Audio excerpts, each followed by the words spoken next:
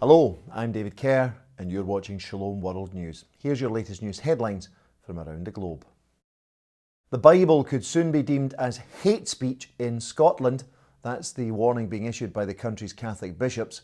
They've been responding to a new hate crime and public order bill which has been introduced to the Scottish Parliament by the Scottish Government. The proposed legislation seeks to extend the law on hate crime against particular groups. The bill lists these as age, race, disability, religion, sexual orientation, transgender identity and variations in sexual characteristics. The draft legislation presently contains free speech clauses in relation to sexual orientation and religion, but not in relation to transgenderism. It also creates a new offence of possessing inflammatory material. The bishops of Scotland point out that this could lead to the Holy Bible or the Catechism of the Catholic Church being deemed as inflammatory and labelled hate speech. The Scottish bishops are now urging the Scottish Government to revise the legislation to protect freedom of thought, conscience and religion. The Vatican says that Pope Benedict XVI is not seriously ill. On Monday, the Holy See Press Office issued a clarification in response to a report in a German newspaper claiming that the Pope Emeritus had become very frail following his recent visit to Germany to comfort his dying brother. In the statement, the Holy See Press Office said that Benedict XVI's present health condition is, quote, not particularly worrying, although they add that he is suffering from a painful disease. The information was provided to them by Pope Benedict's personal secretary, Archbishop Georg Ganswein. One German newspaper is reporting that Benedict XVI is suffering from facial erysipelas, also known as facial shingles, a bacterial infection of the skin which causes a painful rash. The Archbishop of San Francisco in the United States is urging all the clergy and lay faithful in his diocese to fast every Friday for an end to the COVID-19 pandemic.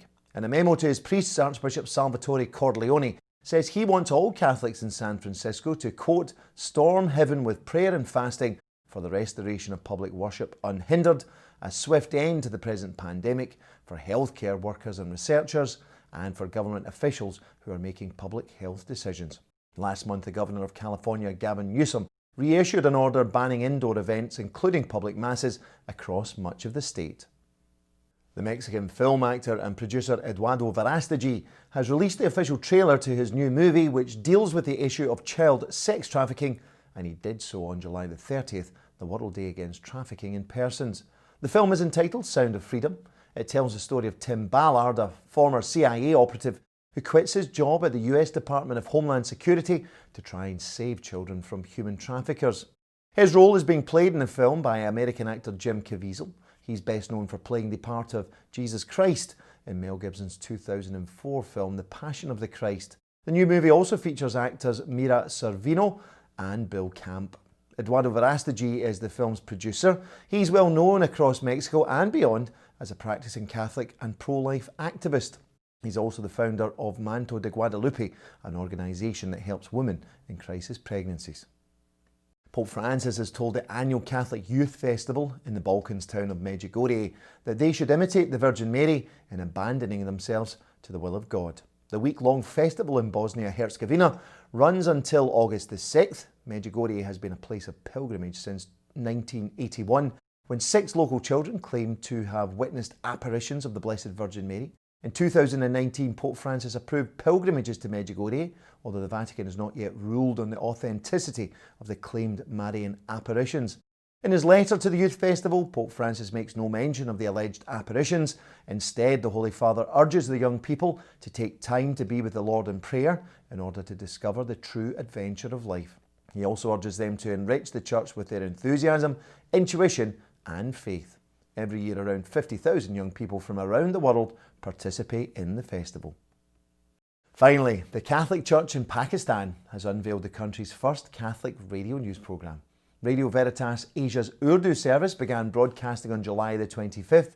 It was launched via video message by the chairman of the Church's National Commission for Social Communications, Archbishop Joseph Arshad of Islamabad Rawalpindi. The Lahore-based news service will air a 20-minute news bulletin every Friday via the internet. Radio Veritas Asia is a project of the Asian Bishops' Conference. It began its Urdu service back in 1987, mainly for listeners in Pakistan, India and West Asia. In 2016, Pakistan's Electronic Media Regulatory Authority shut down all church-run TV stations in the country. Hence, the internet has emerged as an increasingly important media outlet for Christianity in Pakistan. Well, that's all for now. Do join me next time for some more news from around the globe. Until then, may God bless you. Shalom.